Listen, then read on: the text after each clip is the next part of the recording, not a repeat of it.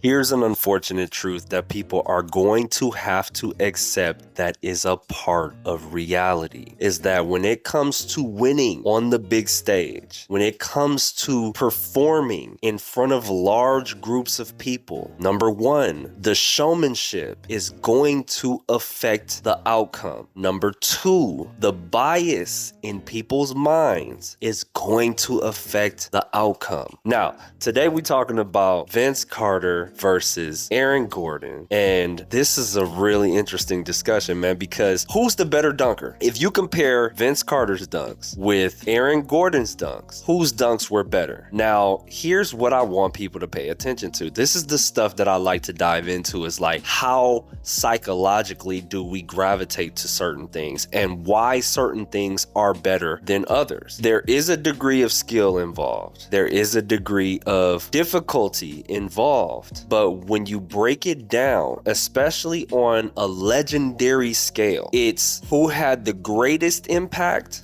first. That's really what it's about. So I saw this video. I'm gonna show you a little clip of it. And this is what made me make this video. Aaron Gordon said, if you put my 4 dunks up against Vince Carter's 4 dunks, my 4 dunks are better, and he's right. I'm sorry, VC.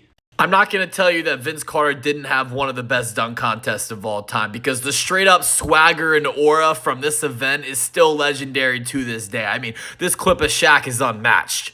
He's also responsible for giving us one of the most iconic dunk phrases of all time. "It's over" will live on for many more years and continue to be used by dunk contest participants. But it's not debatable that Aaron Gordon's 4 dunks were way more technically challenging. I mean, that's insanity. The fact that he didn't win in 2016 will forever be one of the biggest robberies in the history of this dunk contest. I mean, the stuff he was pulling off should not be possible. This man is not born from the same planet as the rest of us. I mean, how do you even learn you can do stuff like this, much less be able to perfect it to a level where you feel confident whipping this out in a competition? I mean, how do you even get the timing down? Jesus Christ. Then to top it all off, you take a seat 8 feet in the air. I mean, this is still one of the most impressive pictures I've ever seen. I'm sorry, VC, but this is Aaron Gordon's title. Now, the dunks are better, but we're not gonna say that if these two were in real time dunking together, that Aaron Gordon would be the winner. This is why Vince Carter will forever be hailed as the greatest dunker of all time. And I'm gonna explain that. If we look at what was going on when Vince Carter was dunking, when he was in the dunk contest, there wasn't anybody doing anything that he was doing. Besides, the East Bay was probably the best new rendition of the dunk that we had seen, because a lot of people had did it, and a lot of people forget when people do other things if it's not as impactful, if the showmanship isn't that memory grasping nostalgic moment. When Vince Carter did the 360 windmill, nobody had ever thought of doing that. I don't think anybody was even trying to attempt to do that. That's why that was incredibly iconic. But then you also have to couple in the showmanship of it. They show Shaq's face. He's super tripped out. They show the crowd. They got Kenny in the background tripping. This is a part of why it was so legendary, because the people are also being influenced by the others' reactions. That's why it was so iconic. That very first dunk set the stage like he's gonna win. That's the idea that Vince Carter through inception planted in our minds, is that this dude is going to win. Nothing else is going to make me excited. And now I want to see what his next dunk is going to be if that was his first one. That's why that was so crazy. So listen, if we look at Aaron Gordon's, and I'm just picking these out of the air, I'm not doing a specific order, but if we look at Aaron Gordon's sit down in mid-air dunk, that I believe had the same effect. It was like, what is really going on here? Who thought of this? Where are we going here with this? That dunk was jaw-dropping. It was incredible. It was ridiculous. So here's the deal. So now if we move on to the East Bay and we compare that with Aaron Gordon's 360 East Bay, it's like, wow, okay, wow, that was pretty amazing. However, we had just seen Zach LaVine do something of that nature. So the effect isn't as powerful. When Vince Carter did it, we hadn't seen that in a while. So that's why that was significant. We hadn't seen it in a while. And so when he did it, it was like, whoa. And of course, all of the judges were like, it's crazy. And also his body mechanics, the way he made it look was significant. Like he made it look very easy. Now we go to Aaron Gordon catching it off the side of the backboard, two-hand windmill, backwards dunk, nasty. And he made it look real nasty.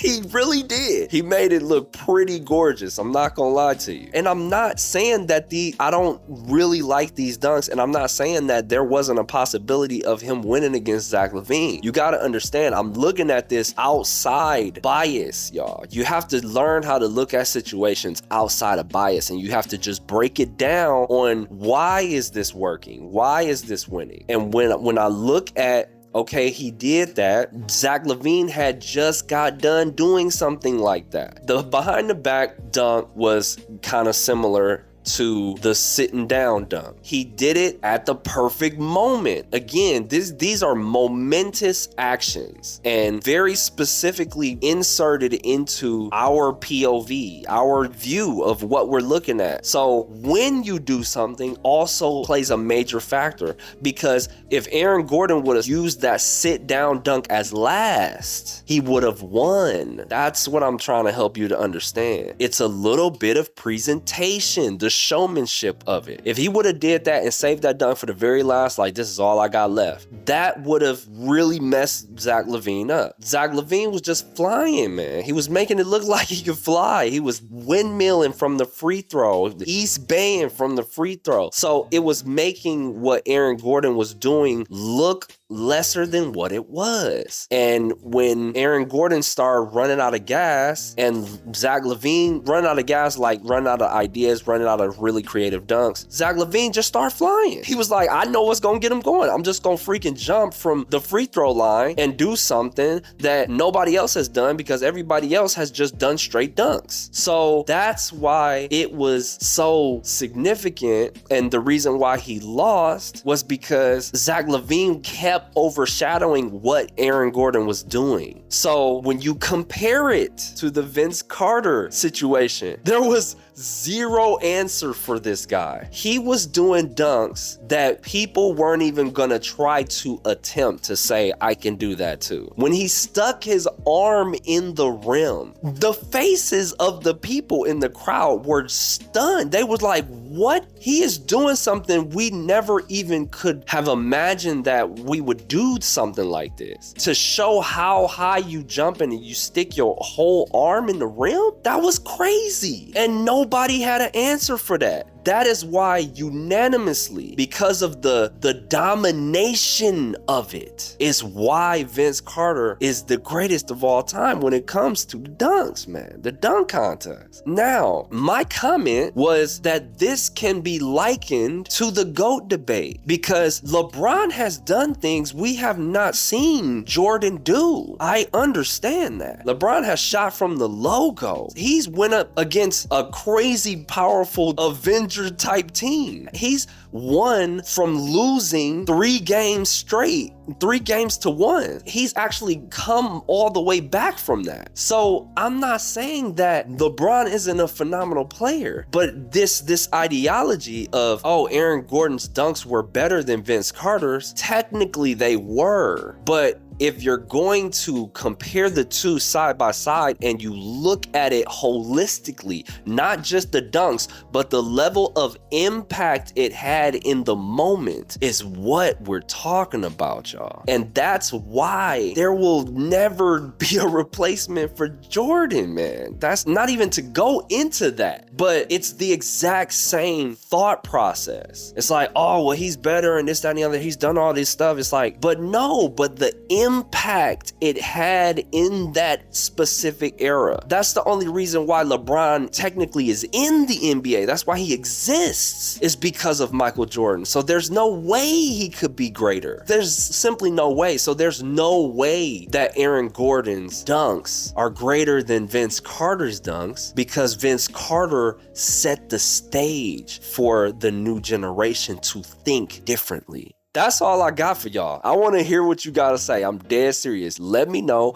what you think. Shoot a comment, because this is the type of stuff I'm talking about. This is actually deeper than basketball. It's deeper than the dunk contest. This shows what our thinking process is, and how the world is affected by certain things and why certain things go in the direction they go. That's what fascinates me about this stuff. Okay, so yeah, let me know. Shoot me a comment. Make sure you like, subscribe, all of that good stuff. But before you leave, make sure you go to the website. Okay, you can get some gear. Go to www.mindsetmattersmore.store. I'm looking to build some gear here. I'm looking for some support, so if you can help me out, go to that website, check out some gear. Also, if you want to see some more thought-provoking, health-oriented, mindset-oriented posts, visit the website, look at my blog, sign up for the email list, www.mindsetmattersmore.net, and let's get it, y'all. But yeah, like I said, make sure you like, subscribe, all of the above, so you can help us build. Let's get it.